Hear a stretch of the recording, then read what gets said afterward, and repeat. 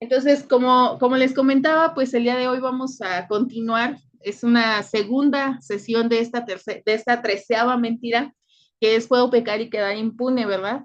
Y este pequeño subtema, que está pequeño, pero está bien sustancioso, es los placeres del pecado.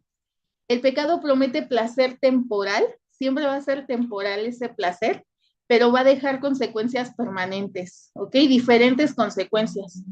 Y en la sesión pasada, pues veíamos que Satanás siempre va a minimizar el pecado, ¿no? Él siempre va a tratar de que no lo veamos como algo realmente tan malo, ni tan grande, ni tan importante. Y nos va a hacer creer que no va a haber consecuencias, o peor aún, que va a haber consecuencias buenas, ¿no? Como en el caso del jardín que vimos que le dice a Eva, ¿verdad? No, no es que no vas a morir, o sea, si tú comes este fruto, si tú desobedeces a Dios, no solo no vas a morir, sino que además vas a ser como Dios, o sea, ahora vas a tener conocimiento, ¿verdad? Y un estatus diferente al que tienes ahora. Entonces, no solo nos dice, no va a haber consecuencias, sino que además puede haber hasta premios por pecar, ¿no? Entonces, la verdad de Dios es que todo pecado tiene una cosecha, todo lo que sembramos cosechamos, eso es obvio, y el pecado siempre termina destruyendo aquello que promete mejorar. En el caso de Eva, por ejemplo, pues le dice, no, es que ahora tú no vas a morir, y sí mueren, ¿verdad? Mueren, ellos enfrentan la muerte de manera espiritual al ser sacados del jardín, al ser alejados de la presencia y la comunión pues total y totalmente cercana con Dios que tenían, pero además también van a experimentar la muerte física, porque por lo que podemos ver en el libro de Génesis, pues los seres humanos estábamos hechos para vivir eternamente de manera física. Dentro del huerto estaba el árbol de la vida y ellos podían comer de ese árbol y no sabemos, ¿verdad?, cuánto tiempo Adán y Eva vivieron dentro del jardín, pero después de que son echados fuera del jardín, llega la muerte física, ¿no? Es parte de esas consecuencias que enfrentan por el pecado que cometieron. Entonces, la muerte física pues también es una consecuencia. Y veíamos que Gálatas 6:7 nos dice, no se dejen engañar, nadie puede burlarse de la justicia de Dios. Siempre se cosecha lo que se siembra. Y comentábamos, ¿verdad?, que vivimos en medio de tanta impunidad e injusticia y falta de castigo dentro de este mundo y dentro de este país, que a veces creemos, ¿verdad? Y vivimos engañados pensando, muchas personas así viven, pues pensando que la justicia, además de la justicia de Dios, la justicia terrenal, pues nunca va a llegar, ¿no? Y es así como tenemos infinidad de delincuentes que viven con total libertad y sin, a veces hasta sin temor, ¿verdad? Pareciera, de hacer sus fechorías porque creen que la justicia nunca va a llegar, ni la justicia física ni la justicia de Dios. Pero Gálatas 6:7 nos dice que siempre se cosecha lo que se siembra. Es decir, siempre vamos a obtener las consecuencias de aquello que hacemos. El engaño, pues como vemos, comenzó en el Edén, ¿verdad? Ya lo comentamos, Satanás le prometió a Eva que no solo no moriría, sino que tendría más, sería como Dios y que no iba a morir. O sea que esa consecuencia que Dios les había dicho, pues no era cierta, ¿no? En otras palabras, el mensaje de Satanás, tanto en ese momento para Eva en el jardín del Edén, como para nosotros, es, vale la pena desobedecer. O sea, vale la pena brincarse las reglas, vale la pena no hacer caso a los mandamientos de Dios, vale la pena desobedecer.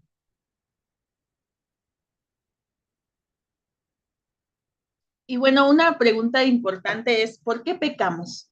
Por qué a veces pues a la gente le gusta vivir en una vida de pecado? ¿Y por qué incluso a veces nosotras mismas, conociendo y sabiendo la palabra de Dios, a veces pecamos? Y podríamos decir que somos víctimas, ¿verdad? Lo hemos visto ya en otras sesiones, pero la realidad es que siempre tenemos la última palabra, o sea, siempre la decisión es nuestra, nosotros decidimos pecar y pues bastaría con que nos analizáramos, ¿verdad? A nosotras mismas. Denme un momentito, hermanas, perdón.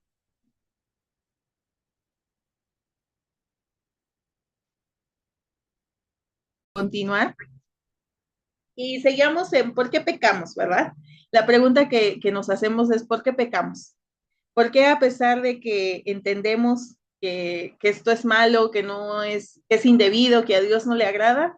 Pues bueno, pues porque creemos que podemos obtener algo mejor al desobedecer que al obedecer a Dios. Porque el pecado, Satanás se ha encargado de hacer que en este mundo el pecado parezca algo que es placentero, que produce satisfacción, que genera libertad, que da felicidad y que es una solución inmediata. Pero todo esto, el placer, la satisfacción, esa sensación de libertad, esa felicidad, pues siempre es efímera, es temporal, se acaba, ¿verdad? Y las bendiciones de Dios, las promesas de Dios, esas no se acaban. En Hebreos 11:25, Hebreos 11 nos habla de la fe y después empieza a hablar sobre los héroes de la fe. Y en el versículo 11:25 dice, escogiendo antes ser maltratado con el pueblo de Dios que gozar de los placeres temporales del pecado. Y aquí está hablando de Moisés. Moisés vivió en un momento de la historia del pueblo de Dios en el que ellos eran esclavos en Egipto, ¿verdad? Y la Biblia usa mucho esta imagen de Egipto para representar al pecado. Ellos estaban esclavos en una tierra pecadora, esclavos al pecado. Y Dios los saca a su pueblo y los libera, ¿verdad? Por medio y utilizando pues a Moisés. Y entonces dice que aquí Moisés escogió ser maltratado con el pueblo de Dios, ya que él había sido criado como hijo de la hija del faraón, que gozar de los placeres temporales del pecado. Él decidió no vivir esa vida fácil que se le ofreció, que ofrecía, pues, en su caso, educación, lujos, placeres. Prefirió dejar eso y ser maltratado junto con el pueblo de Dios, lo que él sabía que realmente era, y en lugar de vivir feliz temporalmente, ¿verdad? Eso escogió Moisés. Y esta, como les digo, siempre Egipto es una imagen o una metáfora de la vida de pecado, ¿verdad? Entonces él prefirió eso y lo vemos en Hebreos 11:25. Y es que el verdadero costo del pecado, vamos a hablar aquí un poquito sobre esto y en el libro que hemos estado pues leyendo o trabajando en estas sesiones, la autora comenta que ella tiene una amiga que le compartió una vez una lista. Ella en su bolsa, en su cartera, guardaba una lista de las razones por las que no debía pecar. Y decía que cada vez que se sentía tentada a desobedecer a Dios, sacaba su lista y la revisaba y después se preguntaba, ¿realmente quiero pagar el precio? Y es que el pecado tiene un precio, ¿ok? Y vamos a ver algunas de, bueno, más bien esta lista que ella hizo de el costo del pecado. Y bueno, la primera es que el pecado roba el gozo. El pecado nos roba el gozo. Salmo 51 dice, restaura en mí la alegría de tu salvación y haz que esté dispuesto a obedecerte. El pecado promete felicidad, pero termina robándonos el gozo de caminar con Dios. Este Salmo 51:12 dice que la salvación trae consigo alegría a nuestra vida y que nosotros debemos estar dispuestos a obedecer a Dios. Entonces, el pecado puede robar esa felicidad, esa alegría de la salvación, sustituyéndola con culpa, con temor, con preocupación, con temor a que nos descubran, ¿verdad? Y entonces, en lugar de concentrarnos en la alegría que trae la salvación de Jesucristo, nos concentramos en otras cosas que nos roban el gozo. El pecado destruye la confianza. Primera de Juan 3:21 dice, amados, si no nos sentimos culpables, podemos acercarnos a Dios con plena confianza. ¿Qué dice aquí? Que nos podemos acercar a Dios con plena confianza, sí, porque Jesús ya trazó ese camino y abrió ese velo, ¿verdad? Y ahora podemos entrar directo a la presencia de Dios, cosa que antes no se podía hacer. Pero si nos sentimos culpables, no podemos hacer eso. Cuando nuestra conciencia está limpia, Cuando nosotros no nos sentimos culpables, entonces podemos disfrutar de una relación abierta y confiada con Dios. Si no, no. Entonces, el pecado en nuestra vida produce culpa y esa culpa no nos permite acercarnos a Dios. Y hemos hablado ya algunas veces durante estas sesiones que es muy diferente la culpa al arrepentimiento, ¿verdad? No es lo mismo un corazón culpable que un corazón arrepentido, que sí puede acercarse hasta la presencia de Dios y decir, Señor, te fallé, estoy arrepentido. Y el arrepentimiento conlleva, no voy a hacerlo más. Me quiero esforzar, quiero comprometerme para no hacerlo más. Muy diferente a la culpa. El pecado, pues nos va a producir esta culpa, ¿verdad? Salmo 51:3 dice, pues reconozco mis rebeliones, día y noche me persiguen. La culpa no confesada pesa sobre el corazón hasta que acudimos al perdón de Dios. La culpa que no se transforma en arrepentimiento nos pesa en nuestro corazón. Y como dice aquí el salmista, día y noche yo estoy pensando en mi culpa, estoy pensando en las fallas que yo he tenido, en los pecados que yo he cometido, en cuántas veces yo le he fallado a Dios, y esa culpa está en mi mente día y noche, día y noche. El pecado nos somete al dominio de Satanás. Siguiente razón, ¿verdad? El pecado nos deja bajo el dominio de Satanás. Segunda de Corintios 2, versículos 10 y 11 dice, así que ahora perdónenlo y anímenlo para que no sea vencido por demasiada tristeza, para que Satanás no se aproveche de nosotros, pues ya conocemos sus maquinaciones malignas. Aquí algo bien impresionante es que podemos ser vencidos con demasiada tristeza. Me suena a depresión, ¿verdad? Y dice que cuando nuestro corazón está con tanta tristeza, entonces Satanás se puede aprovechar de nosotros, porque pues él nada más está en sus maquinaciones malignas, ¿verdad? Pensando cómo atrapar a los hijos de Dios y dominar a los hijos de Dios. Entonces, cada vez que nosotros desobedecemos, abrimos una brecha, una puerta, un espacio para que el enemigo pueda destruir nuestra comunión con Dios o nuestro testimonio, ¿sale? Entonces, que no seamos vencidos por demasiada tristeza. Y aquí también viene una invitación a que entre nosotras nos perdonemos y nos animemos.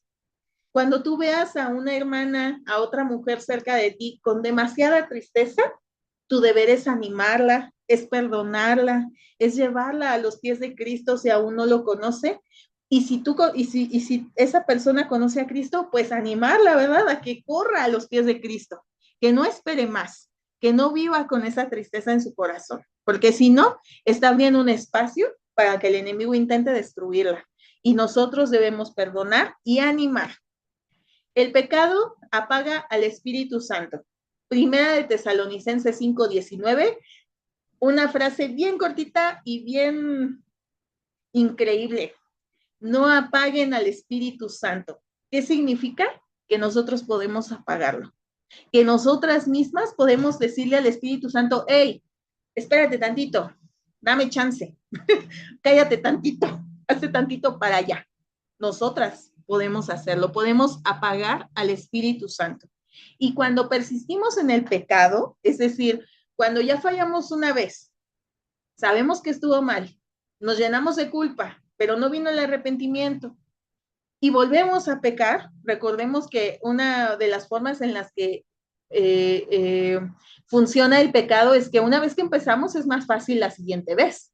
Y si nosotros persistimos en pecar, entonces dejamos de escuchar con claridad la voz de Dios, la voz del Espíritu Santo. Y no es que el Espíritu Santo, no es que Dios diga, ay, ya no quiero nada con Ana, porque ya pecó y ya no quiero nada con ella otra vez.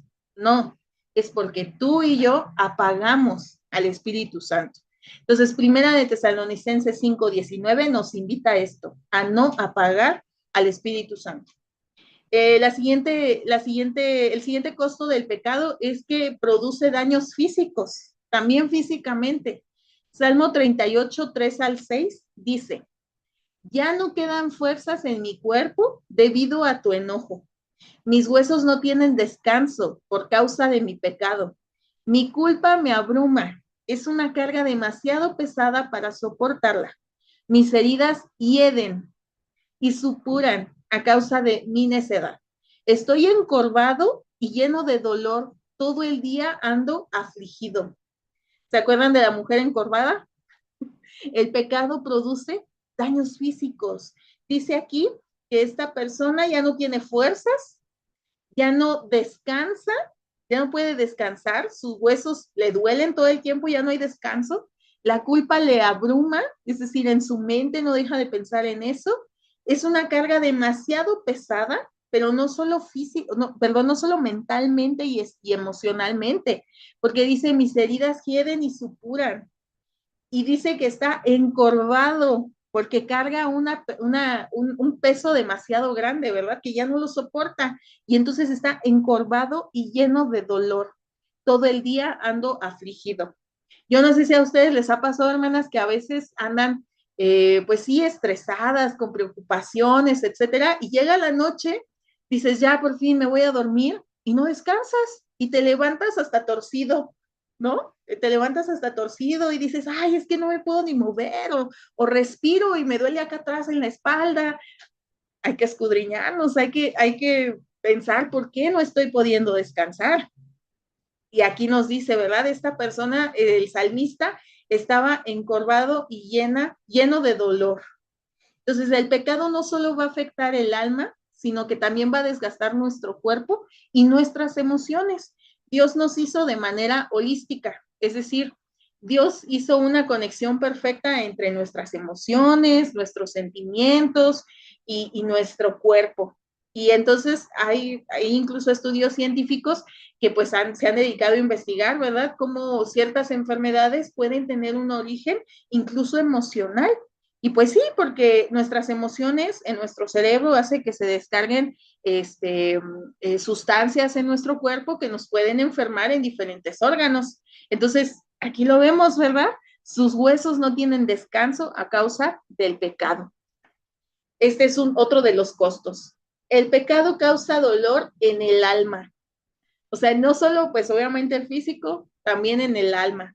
Salmo 32, 3 y 4, David lo escribe y dice, mientras me negué a confesar mi pecado, mi cuerpo se consumió y gemía todo el día. Día y noche tu mano de disciplina pesaba sobre mí. Mi fuerza se evaporó como agua al calor del verano. Aquí está hablando de la negación del pecado. Dice, mientras me negué a confesar mi pecado, tu mano de disciplina pesaba sobre mí. Está hablando de la culpa, no del arrepentimiento. El arrepentimiento verdadero nos lleva a restablecer, a restaurar esa relación con Dios. Nos lleva al perdón de Dios.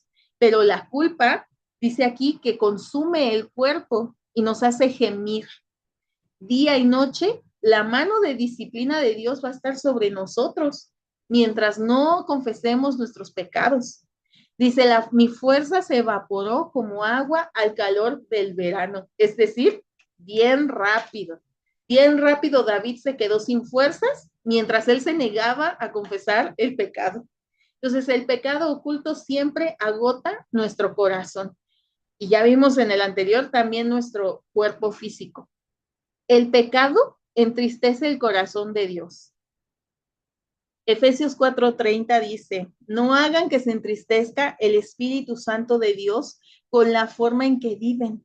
Recuerden que Él los identificó como suyos y así les ha garantizado que serán salvos el día de la redención. No entristezcamos al Espíritu Santo de Dios en la manera en la que vivimos. Todas somos pecadoras. Dice la Biblia que el que dice que no peca llama a Dios, mentiroso, ¿verdad? Todas somos pecadoras, pero vivimos en una necesidad constante de alejarnos del pecado y agradar a Dios. Pero cuando nos empeñamos en vivir en el pecado reiteradamente, entonces entristecemos al Espíritu Santo de Dios. Y yo creo que cualquiera de nosotras con nuestros padres terrenales no nos gustaba que se enojaran con nosotros, ni nos gustaba que se sintieran tristes por las cosas malas que nosotros hacíamos. pues con mayor razón con nuestro Padre, ¿verdad? Con Dios. No queremos entristecer el corazón de Dios. Nuestro pecado no es indiferente para Dios. Dios sí nos está viendo. Dios sí se duele con nosotros cuando vivimos las consecuencias de nuestros pecados. Dios sí se siente triste cuando le fallamos. Ese pecado afecta la relación con aquel que nos ama, con Dios. Entonces, tengamos cuidado, ¿verdad? El pecado abre la puerta a otros pecados. ¿Qué aflicción les espera a los hijos rebeldes? Dice el Señor. Ustedes hacen planes que son contrarios a los míos, hacen alianzas sin mi espíritu y así amontonan un pecado sobre otro. Un pecado que no arrepentido, o sea, un pecado por el cual no nos arrepentimos, sino que solo tenemos culpa o incluso si ya está muy duro nuestro corazón, ni siquiera tenemos culpa, pues él suele preparar el camino para otro mayor. Y esto me recuerda un poquito a lo que comentábamos en la sesión anterior del pecadómetro, porque cuando en nuestra mente tenemos ese pecadómetro, ¿no? Y ya fallamos y decimos, sí, fue poquito nivel, no fue el nivel más alto, fue poquito nivel. Entonces, pues no es tan malo, ¿no? Lo justificamos, no tenemos ni de qué arrepentirnos porque nuestro pecado no fue tan malo y entonces podemos hacer uno más grande y luego uno más grande mientras no lleguemos al máximo nivel, ¿no? Sea cual sea el máximo nivel en nuestra mente, porque el pecadómetro para Dios no existe. Pecado es pecado y no hay niveles de pecado. Entonces, un pecado que del cual no nos arrepentimos, pues nos prepara para otro más grande, ¿sale? El pecado rompe la comunión con Dios. Son los pecados de ustedes los que han preparado, los que los han separado de Dios, perdón. A causa de esos pecados, Él se alejó y ya no los escuchará. Isaías 59:2. Dice que son nuestros pecados los que nos separan de Dios, no que Dios se vaya, sino que nosotros nos separamos, ¿ok? Y a causa de esos pecados, entonces Él ya no nos va a escuchar. Dios no deja de amar a sus hijos, pero el pecado sí interrumpe la comunión con Él. Porque recordemos que Dios es santo y no puede estar en un lugar que no esté santificado, apartado para Él. Entonces, si nosotros no nos estamos santificando, si nosotros no nos estamos apartando para Dios, entonces Él no puede estar ahí y ya no nos escucha, ¿ok? Entonces, sí podemos llegar a ese punto. El pecado va a producir temor. Proverbios 28:1 dice, los perversos huyen aún cuando nadie los persigue, pero los justos están tan confiados como un león. ¿Cómo está el león ahí en la sabana? Pues ahí echadito en el sol. ¿Le da miedo las presas? No, ¿verdad? Porque él es el rey. Él puede ir y agarrar a cualquier presa. Él no tiene miedo. Y dice Dios, dice aquí Proverbios, que así son los justos. Así son los justos, no tienen temor, están ahí en el solecito como el león. Pero los perversos, esos siempre huyen, aunque nadie los persiga. Ven tantito peligro y huyen. ¿Por qué? Porque tienen tanta culpa y tanto temor que siempre están pensando, me van a cachar, me van a agarrar, me va a llegar la consecuencia, ya me voy. Una conciencia culpable siempre va a vivir inquieta, pero una conciencia limpia descansa en Dios. Y el pecado esclaviza. Les digo la verdad, todo el que comete pecado es esclavo del pecado. Juan 8:34.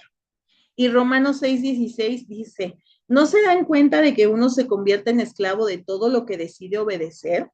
Uno puede ser esclavo del pecado, lo cual lleva a la muerte, o puede decidir obedecer a Dios, lo cual lleva a una vida recta. El pecado nunca se conforma con una sola oportunidad, siempre va a buscar convertirse en un amo.